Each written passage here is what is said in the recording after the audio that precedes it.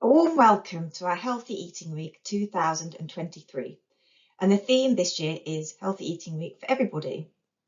My name is Helena Gibson-Moore and I'm a nutrition scientist at the British Nutrition Foundation, and we're delighted to be celebrating our 11th Healthy Eating Week and to have the opportunity to raise awareness of what we're all so passionate about, especially at a time when the cost of living crisis is making eating well much more of a challenge. So this webinar will hopefully leave you with some great information to help you make some positive changes to your diet and lifestyle. And it's always great to remember that even small changes can make a big difference. In this webinar, I'm going to cover why eating healthily is so important and what balance of foods we need to aim to eat to have a healthy diet. And then look at some practical ways we can apply the principles of healthy eating, especially during the working week when we're all so busy. And then I'll just highlight some useful resources that you can use beyond this webinar on various topics. So it's important to eat a healthy, balanced diet throughout life for a number of reasons. It can make us feel good and might also have benefits for our mental health. A number of the nutrients found in a healthy, balanced diet contribute to good mental functioning, and emerging research suggests that a healthy diet might also help reduce the risk of serious conditions such as depression. And a diverse and balanced diet and getting enough physical activity are vital for healthy growth and development, both physically and mentally, in children and young people, and can help them realise their full potential. And a healthy, balanced and varied diet also gives our body the right balance of nutrients needed for good health. And alongside being more active, it can help us maintain a healthy weight and also help protect us from common conditions and diseases that become more common as we age, like heart disease, some cancers, and type 2 diabetes. And eating a healthy and varied diet alongside staying more active is also an important component of healthy aging, as many of us in developed countries like the UK are now living longer than ever before, but we are not always spending more time in good health. And maintaining a healthy, balanced diet and continuing to enjoy a wide range of foods as we age can help to support good physical and mental function, meaning we can continue to live an independent and fulfilling life. And eating healthily also helps the health of the planet. So why is there a need for us to change what we eat? Well, research has looked at our current food systems, and although they have the potential to nurture human health and support the environment, they are currently threatening both. 1 in 5 deaths globally is linked to a poor diet, and a major public health concern continues to be the prevalence of obesity. For example, in England, current rates show 1 in 10 reception children aged 4 to 5 are living with obesity, which rises to 1 in 5 by the time they leave primary school, aged 10 to 11. And again, this rises to about 1 in 3 adults. It's also estimated that more than 5 million people in England will be diagnosed with diabetes by 2035. And this has a huge cost to the economy, and it's estimated that obesity costs the NHS about £6 billion annually. And this is predicted to rise to over 9.7 billion each year by 2050. This makes the annual spend on the treatment of obesity and diabetes greater than the amount spent on the police, the fire service, and the judicial system combined. And food production relies heavily on the planet's resources and is one of the biggest causes of environmental change. For example, it contributes up to 37% of global greenhouse gas emissions, uses about 70% of water withdrawals, and 40% of global land use. So we've looked at why eating a healthy, balanced diet is important for our health and some of the benefits it can offer, as well as what a poor diet can lead to. So what does a healthy, balanced diet look like, and what should we be eating? Well, we're currently eating too much saturated fat, free sugars and salt, and not enough oily fish, fibre, or not enough fruit and vegetables. But we do not usually eat single nutrients or foods, but a combination of foods that form a dietary pattern.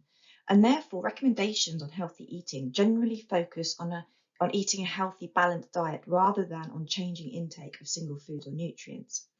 And we need to shift our eating patterns to eating a healthier diet. But the good news is it's not all about restricting foods, and we can eat more fruit and vegetables, pulses like beans and lentils, more whole grains, nuts and seeds, sustainably sourced fish, and use unsaturated fats such as olive or rapeseed oils.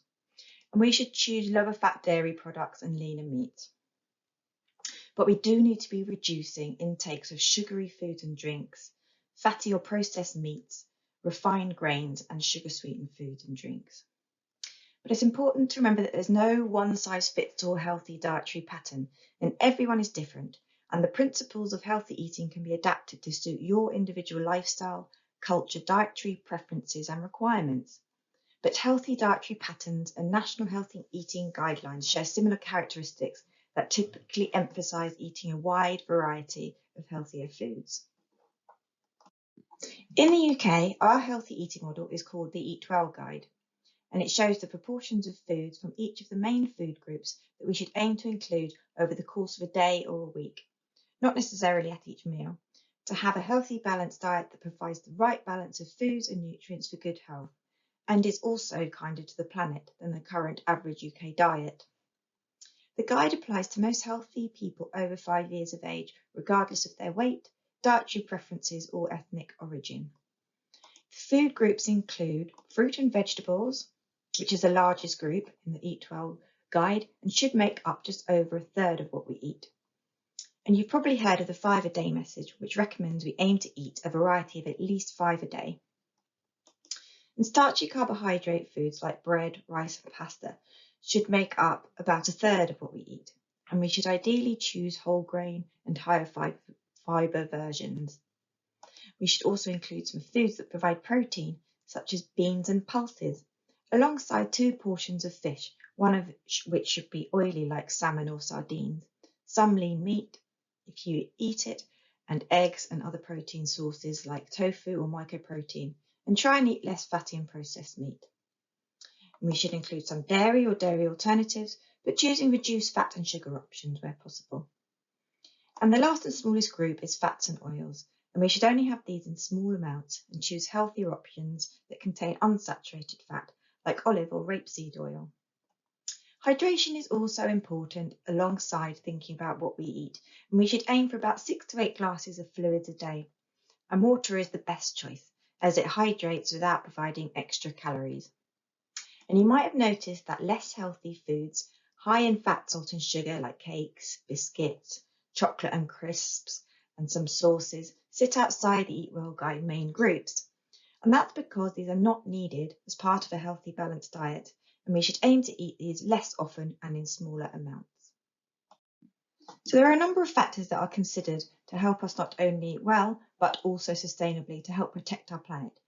And these include a diet that's good for our health and provides the nutrients we need, alongside a lower environmental impact, but is also affordable, accessible, and acceptable to everyone. But the good news is that many of the changes we can make to eat more sustainably are similar to those required to achieve a healthy, balanced diet, so they are likely to benefit both human and planetary health.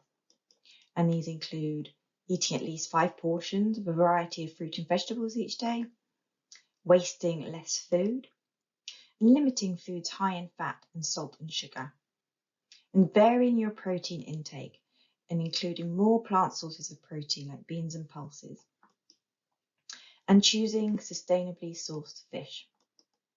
And again, it's important to highlight that there is no one-size-fits-all way to healthier and more sustainable eating, and we can all make some positive changes that can help.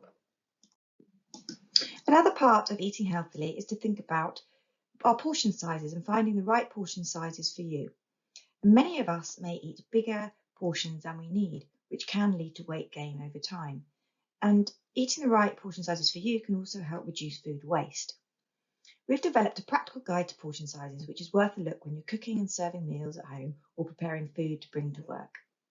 We apply healthy eating principles to meals and snacks, especially when we're busy. So let's start by looking at breakfast. Breakfast is a great way to get nutrients like fibre and vitamins and minerals and the energy we need for the morning ahead. So you may have breakfast at home, in the canteen at work, or prepare it in a kitchen at work, or find yourself grabbing something on the way to work. But in all these cases, try and consider the following principles.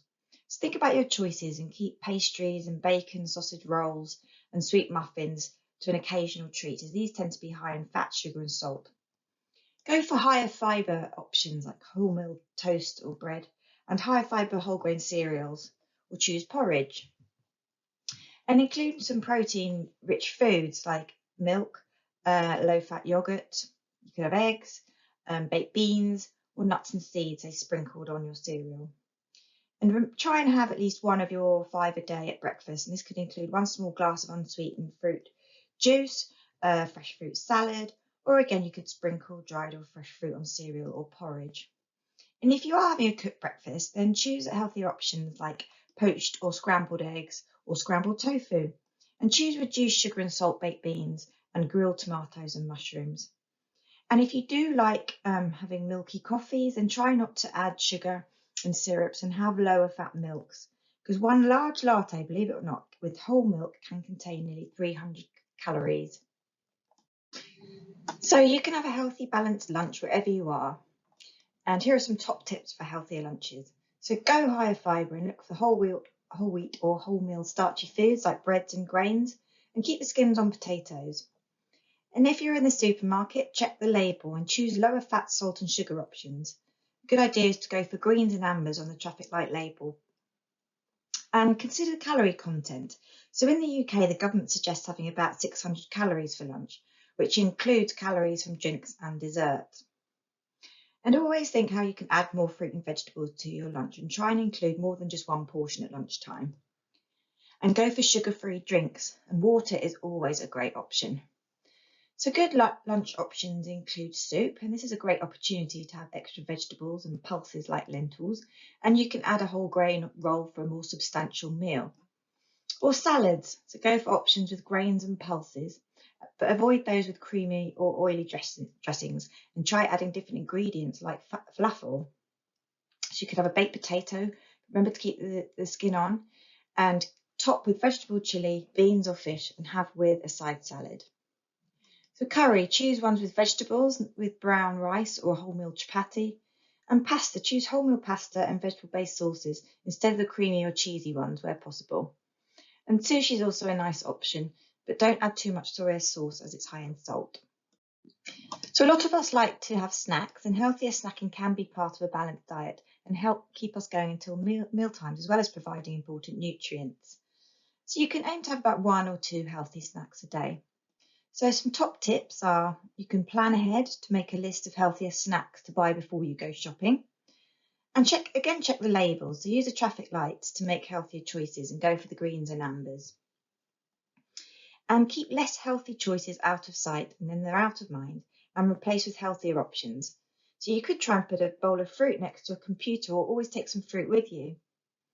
And be portion wise. So if snacks come in big packs, then portion these out to avoid eating a lot of calories in one go.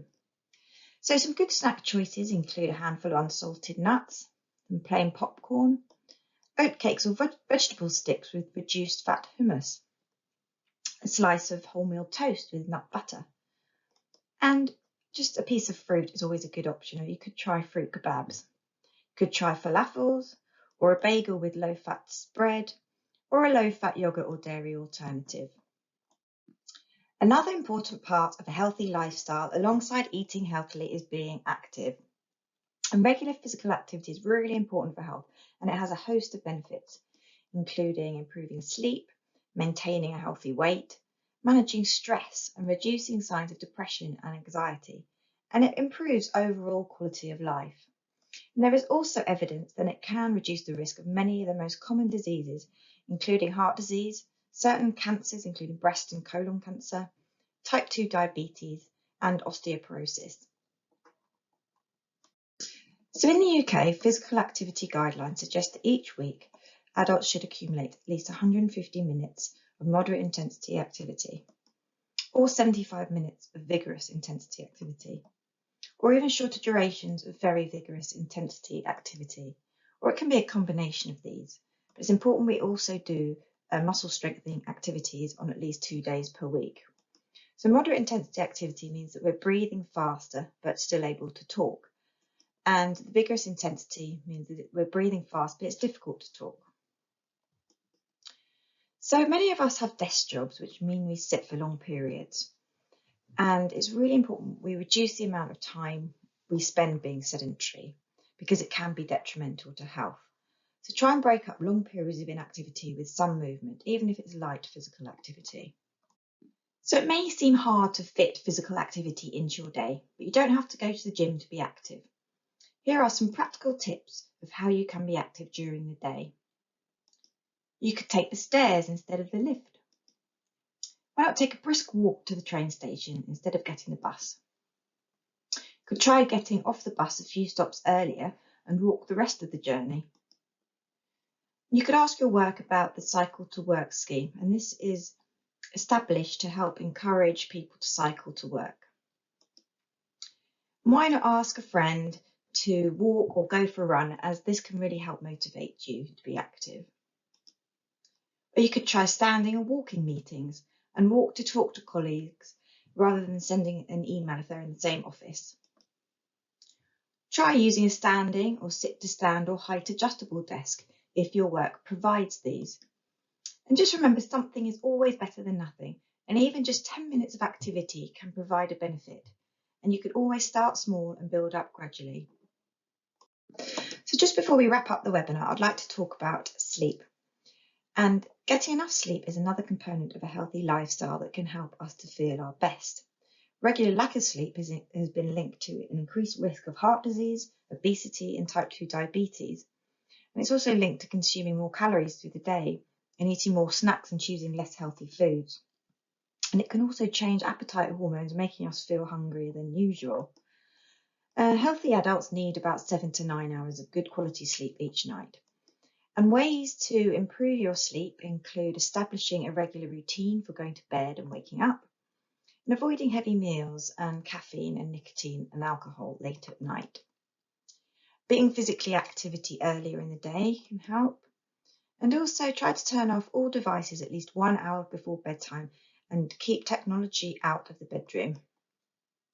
And make your bedroom sleep friendly, so a dark, quiet and cool environment will make it easier to sleep. So just to summarise, for a healthy lifestyle, we need to eat a healthy and more sustainable diet to not only improve our own health, but also the health of the planet. And we can do this in a number of ways, which include eating more fruit and veg and higher fibre foods, vary our protein sources, choose sustainably sourced fish and healthier fats, limit sugary drinks and foods high in fat, salt and sugars, reduce our food waste, be regularly active, and make sure we get enough sleep. So lastly, I'd just like to plug our wonderful Healthy Eating Awareness Week again. And if you wanted some more practical tips on some of the topics we've talked about today, like reducing food waste and saving money on food, then you can access these through your Healthy Eating Week registration links. And also you can visit our website for all of our wonderful information and resources on healthy eating and much, much more. So thank you so much for listening, and please do get in touch if you have any questions or feedback on postbox@nutrition.org.uk. Bye-bye.